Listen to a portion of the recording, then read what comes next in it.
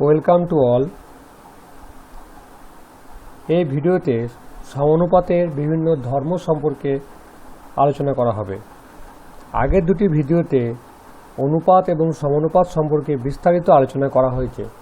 যারা ওই ভিডিওটি দেখতে চাও তারা উপরের আই বাটনে ক্লিক করে দেখে নিতে পারো, অথবা ডেসক্রিপশনে ভিডিও লিঙ্ক থেকেও দেখে নিতে পারো।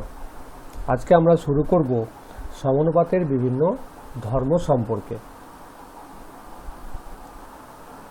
দেখো, সমানুপাতের বিভিন্ন ধর্ম আমরা প্রথমে ধরে নিলাম এ বি সি ডি চারটি অশূন্য বাস্তব সংখ্যা, তারা সমানুপাতে আছে, অর্থাৎ এ বি সি ডি সমানুপাতি। এটা চারটি বাস্তব সংখ্যা এবং অশূন্য, অবশ্যই তারা সমানুপাতি আছে। তারা সমানুপাতি হলে আমরা কি বলতে পারি? আমরা বলতে পারি যে এ ইজ টু বি সমানুপাতি সি ইজ টু ডি, এটা আমরা লিখতে পারি। এবার এটা হলে কি হয় দেখো, এটা হলে আমরা দেখেছি যে আমি লিখতে পাচ্ছি কি এ বাই বি সমান সি বাই ডি আমরা লিখতে পারব। ঠিক আছে, এ ইজ টু বি সমানুপাতি সি ইজ টু ডি হলে আমরা লিখতে পারি A by B equals to C by D. তাহলে এটা একটা সমীকরণ তৈরি হলো। আমি যদি উভয় পক্ষে বি বাই সি দিয়ে গুণ করে পাই, অর্থাৎ আমি যদি লিখি যে উভয় পক্ষে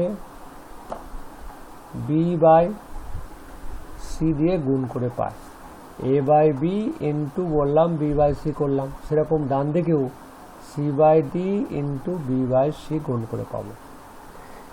যেহেতু এবিসিডিগুলো অশূন্য সংখ্যা, সেহেতু বি বাই সি আমার এখানে অশূন্য সংখ্যায় হবে। তাহলে আমি দুই দিকে গুণ করলাম, গুণ করার দরুন আমি কি পাবো? দেখো, এই দুটো বি কেটে যাচ্ছে আর এখানে দেখো সি সি কেটে যাচ্ছে। তাহলে কি পাচ্ছি আমি? দেখো, আমি পাচ্ছি এ বাই সি সমান পাচ্ছি বি বাই ডি। এটা যদি আবার আমি অনুপাত আকারে লিখি তাহলে কি পাবো? এ ইজ টু সি সমানুপাতি বি ইজ টু ডি। দেখো, তাহলে আমরা শুরু করেছিলাম কি থেকে? আমরা শুরু করেছিলাম এ ইজ টু বি সমানুপাতি সি ইজ টু ডি, সেখান থেকে আমরা শেষ করলাম এ ইজ টু সি সমানুপাতি C B is to D. তাহলে আমরা এটা থেকে আরম্ভ করেছিলাম এবং এটা পেলাম। তাহলে এই যে সমানুপাতির যে ধর্মের জন্য এটা হচ্ছে, এখানে কি পরিবর্তন আমরা লক্ষ্য করতে পারছি? দেখো, এই যে দ্বিতীয় এবং তৃতীয় পদ ছিল সমানুপাতি, সেটা দেখো উল্টে গেছে, সেটা দেখো উল্টে গেছে। দেখো, এখানে বি আর সি ছিল দ্বিতীয় তৃতীয়, এখানে দেখো সি এবং বি হয়ে গেছে, অর্থাৎ যে সমানুপাতের দ্বিতীয় ও তৃতীয় পদ পরস্পর স্থান বিনিময় করেছে, কিন্তু সমানুপাতটি আমাদের দেখো একই থাকছে। সমানুপাতের এই ধর্মকে বলা হয় কি? এই ধর্মকে বলা হয় একান্তর প্রক্রিয়া। এটাকে বলা হয় একান্তর প্রক্রিয়া। তাই আমরা কি বলবো? যে সংজ্ঞা বলে যে কোনো সমানুপাতের দ্বিতীয় ও তৃতীয় পদ পরস্পর স্থান বিনিময় করলেও পদ চারটি সমানুপাতেই থাকে।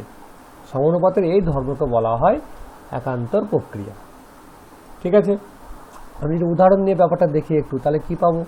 আমি যদি উদাহরণ নিয়ে ব্যাপারটা দেখি, দেখো, আমি যদি লিখি যে 3:4 সমানুপাতে যদি আমি লিখি যে 30:40 যদি লিখি, দেখো, তাহলে এখানে আমরা কি বলতে পারি?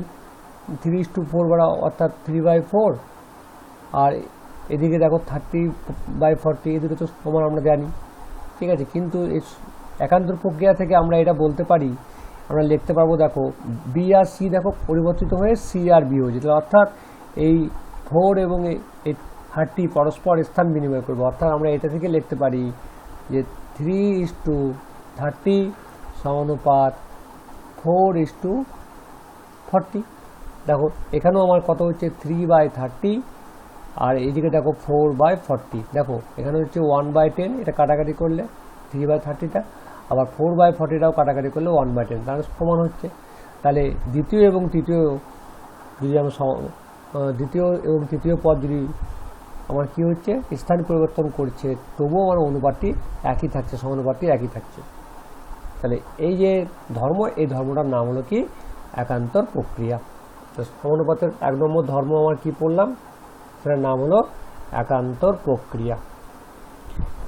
ঠিক আছে, এবার আমরা দ্বিতীয় ধর্মতে আসব। দেখো দ্বিতীয় ধর্মতেও আবার আমাদের প্রথমে সেটাই শুরু হচ্ছে, অর্থাৎ এ বি সি ডি আমরা ধরে নিলাম সমানুপাতি, এটা থেকে শুরু হচ্ছে সমানুপাতি, অর্থাৎ আমরা এখান থেকে বলতে পারি A:B সমানুপাতি C:D, এটা তো আগের মতোই।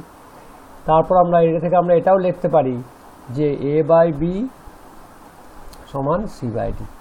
দেখো আবার আমি এখান থেকে যদি আমরা কোনাকুনি গুণ করি তাহলে AD সমান পাবো BC। এবার আগে দেখো আমি উভয় পক্ষে গুণ করেছিলাম B/C দিয়ে, এবার আমি ভাগ করব। আমি যদি বলি যে উভয় পক্ষে AC দ্বারা ভাগ করে পায়, ঠিক আছে, তাহলে এবারে আমি ভাগ করছি AC দিয়ে।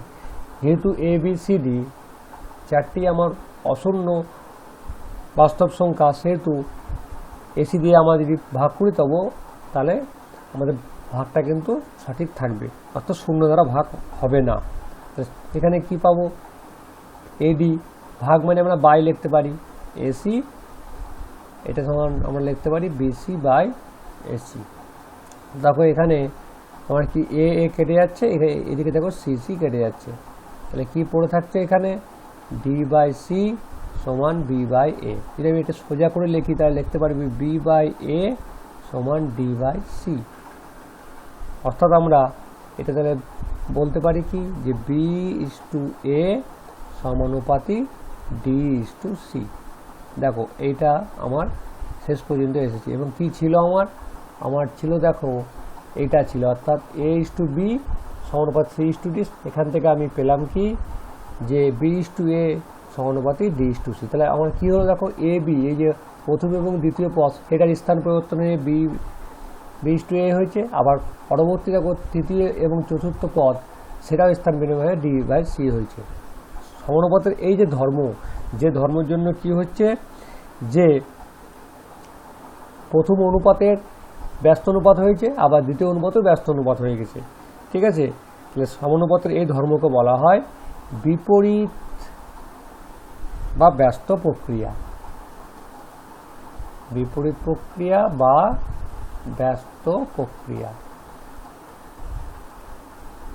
ঠিক আছে। আমরা এটাও যদি আমরা উদাহরণ নিয়ে দেখি তাহলে আমরা কি পাবো, যদি আমরা উদাহরণ নিয়ে ব্যাপারটা দেখতে চাই তাহলে দেখো পাচ্ছি যে আমরা আগের উদাহরণটা যদি নিই 3:4 সমানুপাতি 30:40 আমার ছিল, তাহলে এখান থেকে আমি পাবো এই যে বিপরীত প্রক্রিয়া অনুসারে আমরা পাবো 4:3 সমানুপাতি 40:30, ঠিক আছে।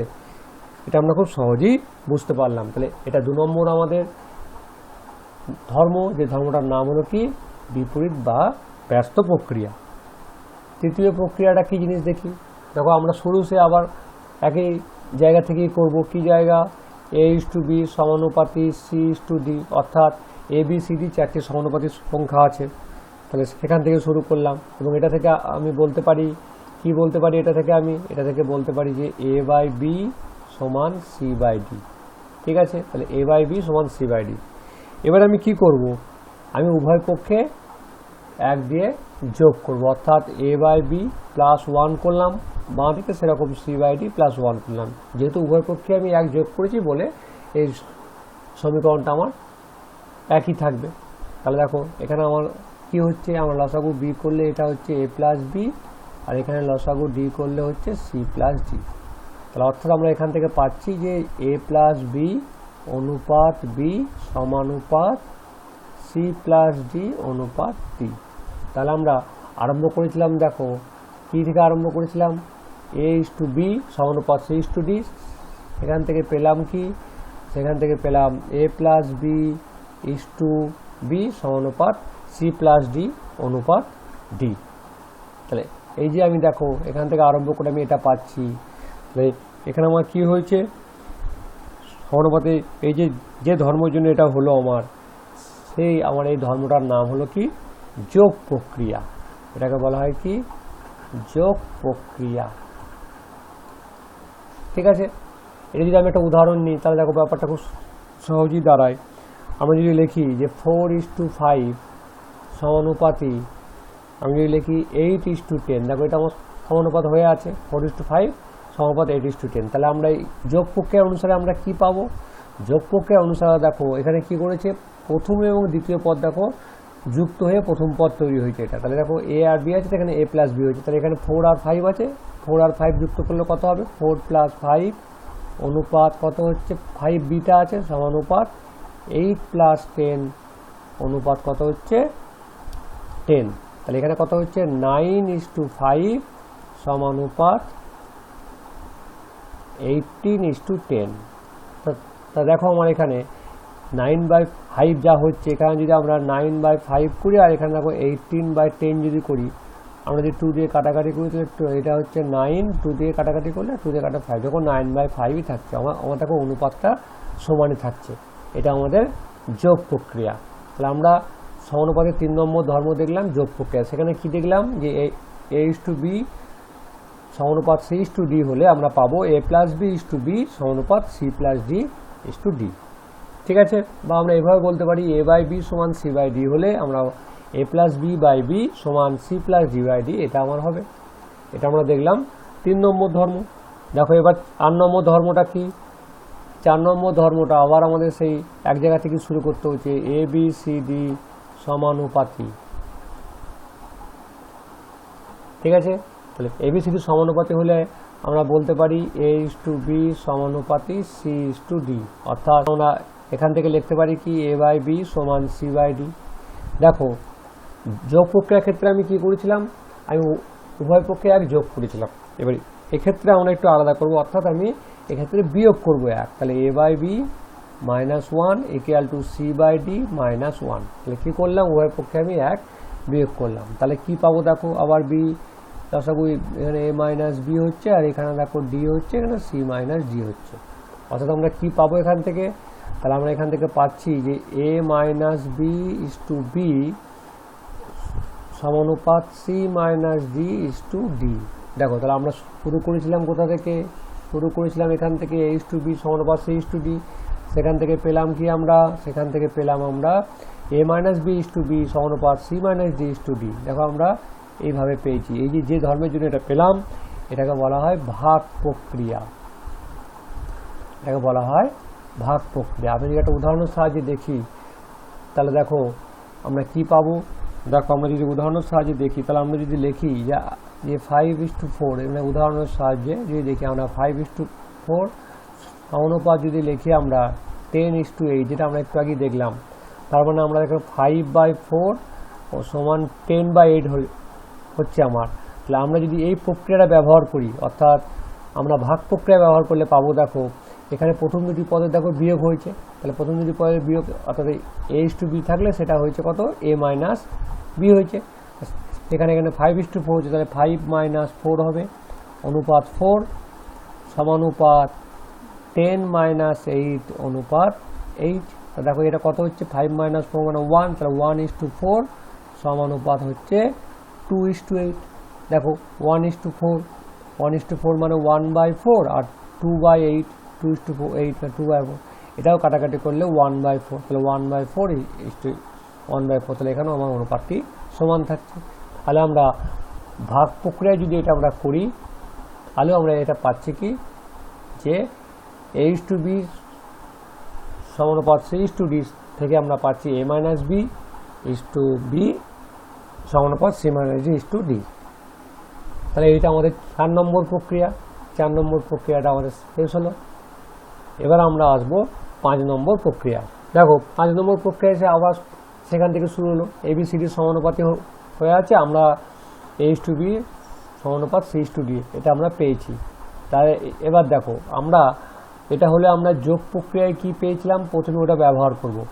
যোগ প্রক্রিয়ায় আমরা পেয়েছিলাম, দেখো আমরা যোগ প্রক্রিয়ায় পেয়েছিলাম কি a + b/b = c+d/d। তাহলে আমরা এটা যোগ প্রক্রিয়ায় পেয়েছিলাম। আবার ভাগ প্রক্রিয়ায় কি পেয়েছিলাম? দেখো ভাগ প্রক্রিয়ায় পেয়েছিলাম a - b/b = c - d/d। দেখো তাহলে এই যে আমাদের 5 নম্বর ধর্ম, সে 5 নম্বর ধর্মতে আমরা যোগ প্রক্রিয়া এবং ভাগ প্রক্রিয়া দুটোকেই আমরা কাজে লাগাবো। এবং এই যে যোগ প্রক্রিয়ায় যেটা পেলাম এবং ভাগ প্রক্রিয়া যেটা পেলাম, এই যদি আমি 1 নম্বর এবং 2 নম্বর নাম দিয়ে রাখি এই সমীকরণ দুটো, তাহলে আমরা কি করব, 1 আর 2কে আমরা ভাগ করব, অর্থাৎ 1/2 করব আমরা। তাহলে কি পাবো দেখো, তাহলে পাচ্ছি যে a plus B by B, এখানে যদি ভাগ করি a minus B by B সমান c plus D by D divided by c minus D by D. যেটা করি তাহলে কি পাবো, ভাগ করলে দেখো হচ্ছে a plus B by B, এখানে ইনটু হয়ে যাবে, আর এটা উল্টে যাবে, উল্টে গিয়ে আমার কি আসবে, উপরে আসবে বি আর নিচে আসবে a মাইনাস বি, আর এখানে c plus D by D আসবে, এটা উল্টে যাবে, D by c minus D হয়ে যাবে। দেখো এখানে ডি ডি কেটে যাচ্ছে, এখানে দেখো বি বি কেটে যাচ্ছে, তাহলে কি পড়ে থাকছে আমার পড়ে থাকছে এখানে a plus B by a minus B সমান এখানে পড়ে থাকছে c plus D by c minus D. অর্থাৎ এটা যদি আমি সমানুপাত আকারে লিখি তাহলে কি পাবো, a প্লাস বি অনুপাত a মাইনাস বি সমানুপাত c প্লাস ডি অনুপাত c মাইনাস ডি। তাহলে আমরা দেখো কোথা থেকে শুরু করেছিলাম, আমরা শুরু করেছিলাম a:b সমানুপাত c:d, এবং এখান থেকে পেলাম কোনটা, a প্লাস বি অনুপাত a মাইনাস বি সমানুপাত c প্লাস ডি অনুপাত c মাইনাস ডি। এটা যে ধর্মের জন্য পেলাম সেটার নাম হচ্ছে যোগ ভাগ প্রক্রিয়া। যেহেতু যোগ প্রক্রিয়া এবং ভাগ প্রক্রিয়া দুটোই আমরা ব্যবহার করেছি, সেজন্য এর নাম হলো এটার যোগ ভাগ প্রক্রিয়া, এবং এটা হলো আমাদের 5 নম্বর ধর্ম। এবার আমরা সমানুপাতের 6 নম্বর ধর্ম নিয়ে আলোচনা করব। 6 নম্বর ধর্মটা কি বলছে, 6 নম্বর ধর্মটা বলছে যে a1/b1 সমান যদি a2 বাই b2 সমান যদি a3/b3, এইভাবে করতে করতে যদি আমরা n সংখ্যক এইভাবে আমরা ভগ্নাংশ পাই an/bn যদি হয়, এটা হলে কি হবে, যে প্রতিটি অনুপাতের মান হবে, প্রতিটি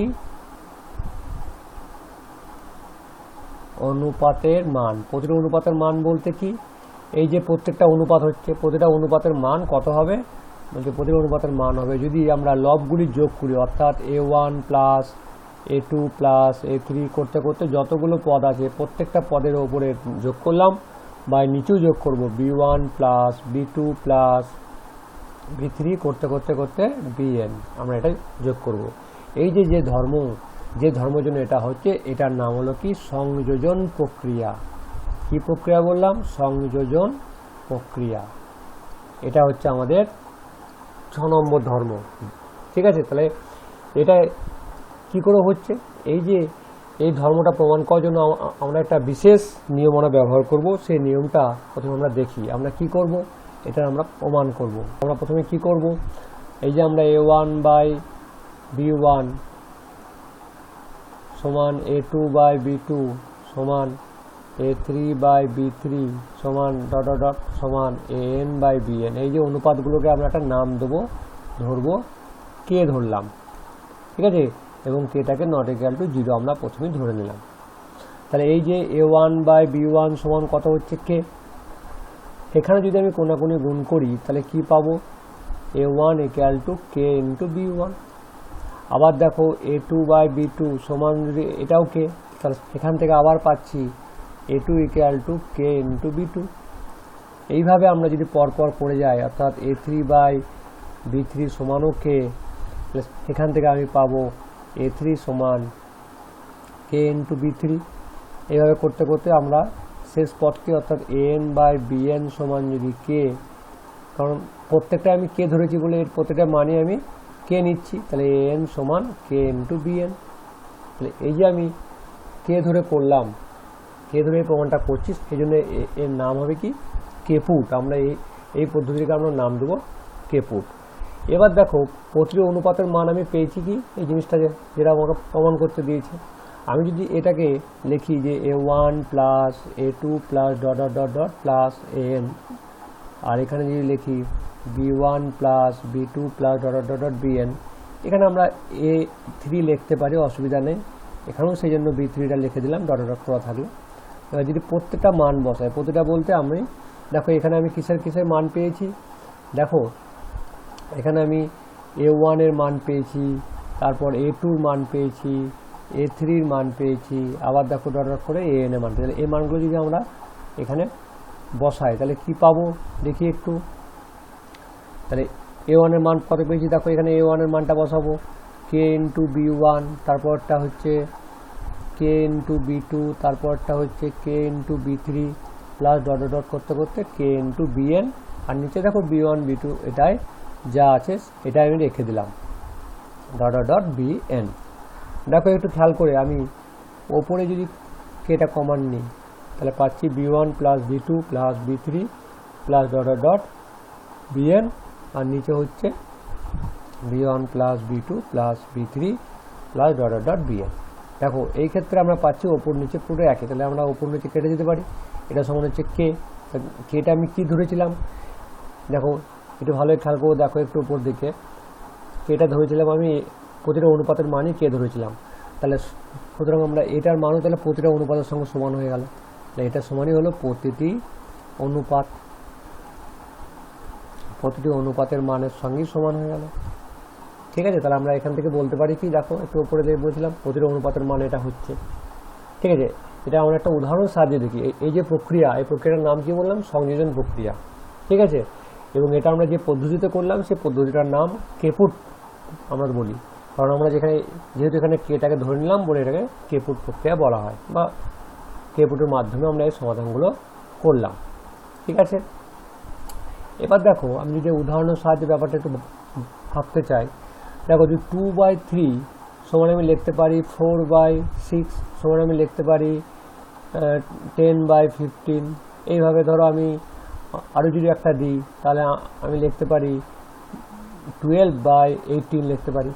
সবগুলো অনুপাতগুলো দেখো, সব অনুপাতগুলো সমান। যদি আমি লঘিষ্ঠ আকারে করি তাহলে দেখো প্রথমটাও পাচ্ছি 2/3, এটা লঘিষ্ঠ আকারে আছে, তারপরটাও দেখো 2/3 পাবো, তারপরটাও দেখো 2/3 পাবো, তারপরটাও দেখো 2/3 পাবো। তাহলে প্রত্যেকটা অনুপাতে আমার সমান আছে।